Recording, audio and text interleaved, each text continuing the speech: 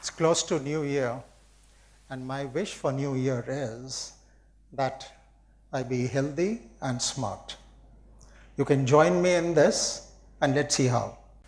Well, certain indoor plants can improve your cognitive ability for success in life. Knowledge is having the right answer. Intelligence is asking the right questions. Cognition is the process of thought or knowing. One can develop high personal cognitive ability like artificial superintelligence, develop software that is theoretically smarter than humans. When we play a chess game with a computer, that is what we experience. I did a talk on how to grow fresh air some years ago, and it has been seen by many people. And it was all about how do we grow fresh air using three basic plants. The plants being areca palm, mother-in-law's tongue, and money plant. Areca palm is a plant which converts CO2 into oxygen during the day very effectively. Mother-in-law's tongue is a plant which does the same at night when it's dark. And money plant is a plant which removes TVOCs, that means volatile chemicals, but it's excellent in removing formaldehyde, which is really coming from paper, plastic, carpets, etc. What is in the air we breathe and how does it affect us? In Delhi area, ozone is a major issue, and this is in the atmosphere and also, which is good, but on the ground level, ozone is not good because it oxidizes the lungs, it oxidizes the skin, and you can get wrinkles. But what happens is, when it oxidizes your lungs, you cannot put anti-wrinkle cream on your face, which you can, but not in your lungs. So there is an issue. I'll deal with this a little later. What happens when the lungs get oxidized is that the PM2.5 and PM1s, which are in the air, really go out and get absorbed by the lungs, and they get transmitted to the arteries into your bloodstream. Some of the PM2.5s get absorbed in the lungs itself. So you may have seen pictures of lungs of people from Delhi, which are dark or black, and people who are living in the hills, their lungs are clean. So there is an issue here. That's what particulate matter is. As a reference, human hair is about 50 microgram in diameter, microns in diameter. PM2.5 is about 1/20th the size of human hair. And PM1s are 1/50th the size. These are super fine particles or ultra fine particles which go straight into your bloodstream. There was a study done by Rice University and Houston Fire Department, and they found that when PM2.5s only went up by 6 microgram per meter cube over 2 days, the out-of-hospital cardiac arrest risk went up by 4.6%. Each increase of ozone of 20 ppb over 1 to 3 hours increased out-of-hospital cardiac risks with a peak of 4.4%. Now, this is a study which was done over thousands of people. Today, as we sit here, the PM2.5s at the US Embassy in New Delhi, a green area of Chanakyapuri, is over 200 micrograms. And here we are talking about over 6 microgram increase, increasing your out-of-hospital cardiac arrest. So this is a serious situation. I might say that each human being, all of you here and me, are walking air purifiers. What happens is when we breathe air, this air, we breathe in the PM2.5, the PM2.5 and the PM1s, and this is absorbed by the lungs or into our bloodstream. So it's a depository of PM1 and PM2.5. So A joke could be that if we triple the population of Delhi, perhaps the PM 2.5s may come down. But that's not the solution, because human beings pollute a lot also. So it is an important, serious issue. I'm told by my friends that, look, if you go and filter the air or put air purifiers, perhaps you're reducing the immunity. But that's not true. Because if you go and drink a glass of water, which is not good, not clean, you'll know. Next day you'll have a problem. But with air which you're breathing, you think that it's okay, I'm tolerating it, it's perfectly fine, what's the problem? And today my thing to do would be to be successful and so on and so forth, and air quality is not that important for me. But it is important because it is all settling down in your veins and you're going to get trouble sooner or later.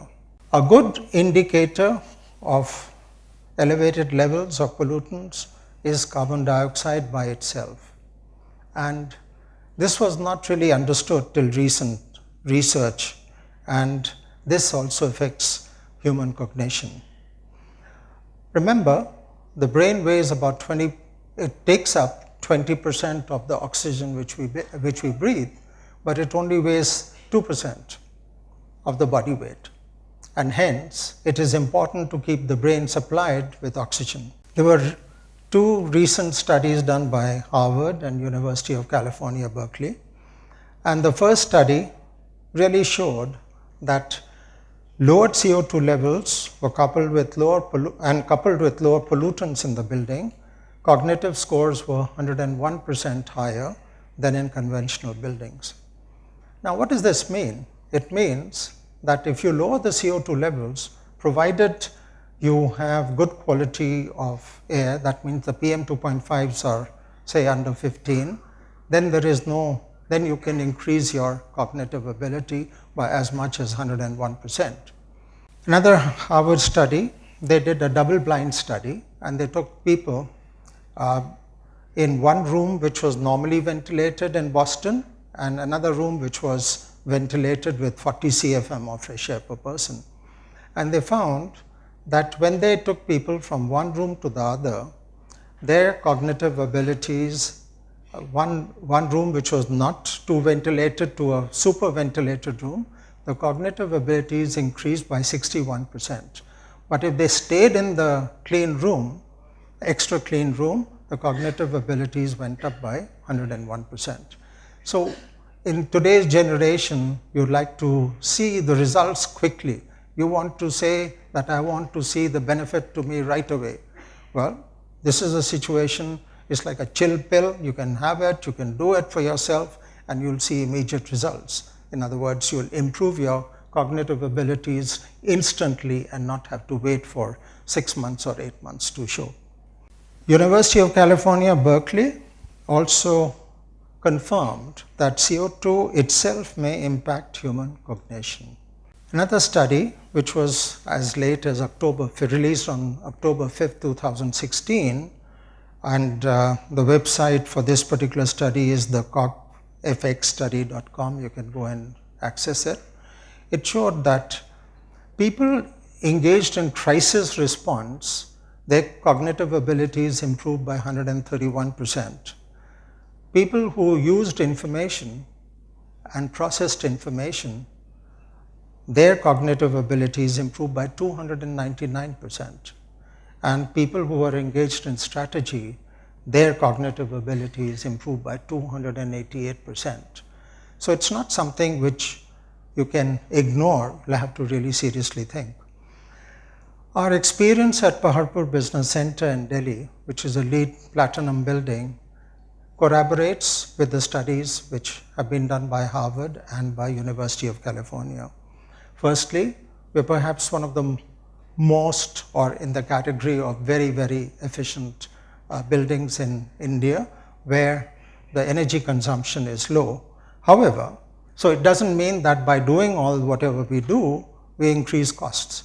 We actually reduce them. And we've been able to observe that in this particular building, which has PM 2.5s under 15 all the time, and CO2 levels at less than 250 ppm over ambient, and TVOCs, BDL, that means total volatile chemicals not testable or not below detectable levels, we find that there is a 42% probability that your blood oxygen levels go up by 1% if you hang around in the building for 8 to 10 hours, which means that the oxygen is being absorbed by people much faster, better, and that is a test which you can do. What can you do for yourself to improve your own cognitive abilities? A, install an air purifier which does not produce ozone, which has a HEPA filter, activated carbon filter, and that's where you stop. Get yourself a sensor which measures CO2 and also the PM 2.5s. Third, get a pulse oximeter to measure your blood oxygen levels. Air purifier would cost you perhaps less than 30,000 rupees. A pulse oximeter will cost you maybe under 10,000 rupees. And a sensor which measures CO2 and also PM 2.5s will cost you maybe about 15,000. So the whole package is roughly about 55,000 rupees. What you need to do at the end is ventilate your room you're having 40 CFM of fresh air per minute for each person, and also you can reduce this by using green plugs, which I spoke about. But the PM 2.5s in your room, in your bedroom, should be less than 15, and try and measure TVOCs, or not use those kinds of compounds which really have VOCs, so that you can actually keep them down. But with simple measures like keeping the right plants, you can improve your personal productivity, cognitive ability, and wellness, besides saving money like we have on energy costs. It is good for the mind as well as for the wallet. I would say, for example, Prime Minister Modi, when President Obama came here, he told him that he sleeps for 3 hours a day.